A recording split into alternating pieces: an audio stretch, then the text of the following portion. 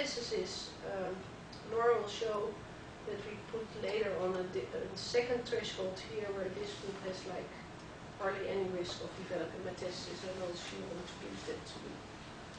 But we set a threshold in this way. So the genes that are in those 70 genes are genes involved in the metastatic process. And you can see that the 70 genes are involved in all steps of leaving the primary tumor site, traveling through the bloodstream, and starting to build a new tumor elsewhere in the body. So I will not go into details of all our validation studies, but in the first one, consecutive series, we confirmed that if you have a good signature tumor, then the risk of dying of disease is very, very low. And developing a metastasis is also relatively low. And here we selected patients that in the past had only gotten surgery and did not receive chemotherapy. And as I just told you, that actually before 1995 that was more or less the standard for patients diagnosed with lymph node negative disease. So this is not like a rare outlier patient group, but in the Netherlands that was actually very common at that time. I got very many questions always, and first I sort of thought, where are these questions coming from? But only later realizing that the Netherlands is more or less an outlier in being so conservative in chemotherapy as compared to other countries.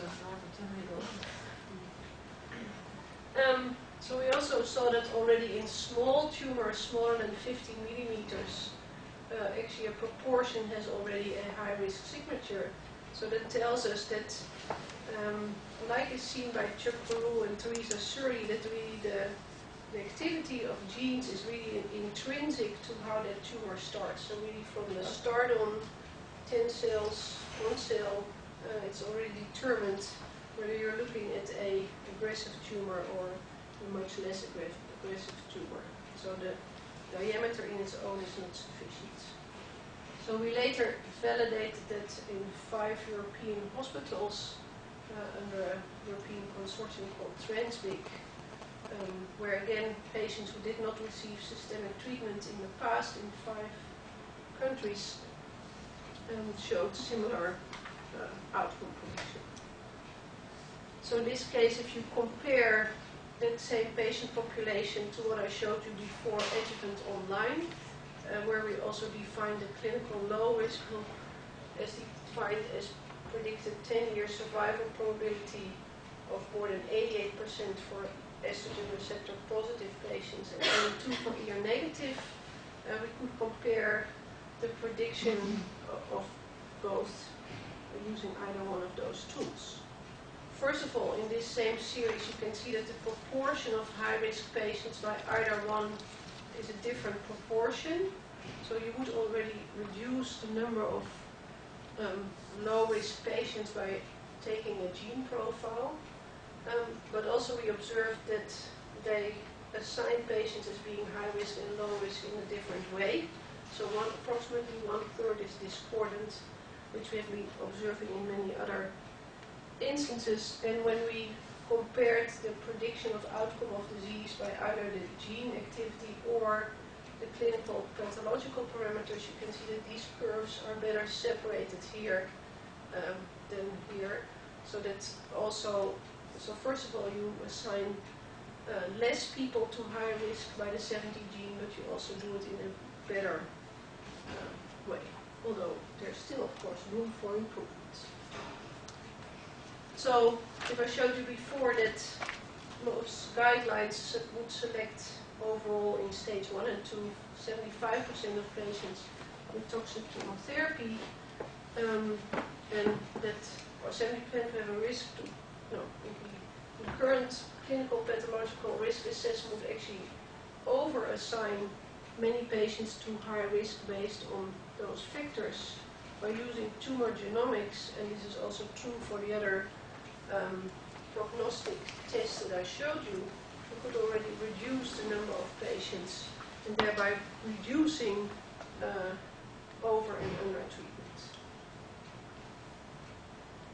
So how, I think that one topics of the talks of today is how does it implement in clinical practice.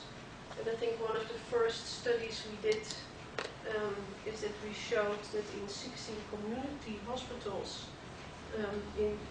this test was being used. And this was a study sponsored by the Dutch Health Insurance Council, which is a government body in between the government and the private health insurance companies. So this council dictates to the private health insurance what they should mandatory insure in a basic package of insurance. And so they were interested to see how such a new molecular test would be used in clinical practice. So first of all, we compared risk assessment by the Dutch guidelines and the 70 gene signature and showed that 30% is discordant. And then in this particular study, where this was done on 427 patients, it was up to the physician and the patient to decide how to use the information.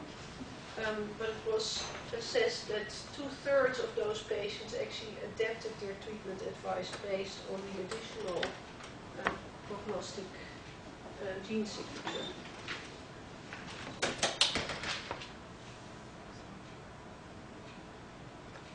So at the same time, we decided we wanted to make this test available to a more broader patient population, which actually then brings into place that you need to do technology assessment, but also get all sorts of quality controlled labels on such a test, which in Europe is actually only CE marking, which is more like technical registration.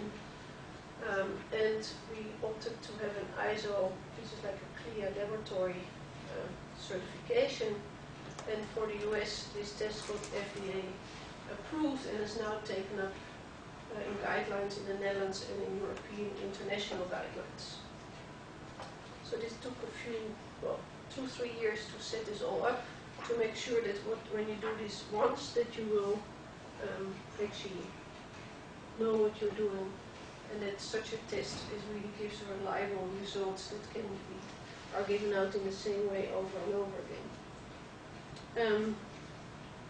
I think I may stop here to show a few slides how the whole process takes with taking this all through the FDA, and I think I'll save this to a later time point. Okay, some questions, Laura?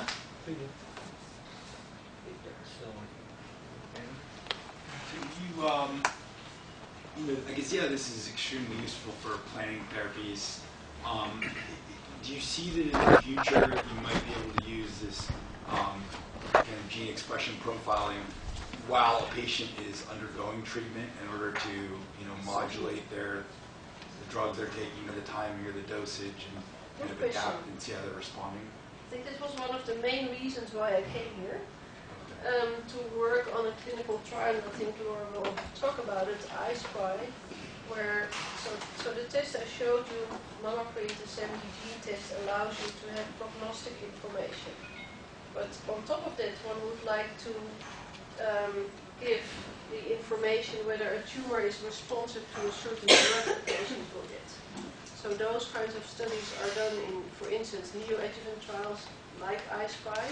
We give an example here. And I think that also allows you to identify whether a tumor with a certain gene makeup will respond to a certain drug. And if you would do that, if you would have all that information, I think you may want to study the response of that patient by following them by imaging. But very early on is our indication that indeed you could have, after one cycle of chemotherapy, an idea whether that patient is responsive. So that's all still in a clinical trial, and it needs to be confirmed, so it's not yet used, but I think that's certainly where So you think it's applicable not just for the clinical trials, but also for eventual clinical practice? So it works in the It trial. also needs a little parent. So first, the clinical trials need to be completed. So we're working on it, the three of us actually.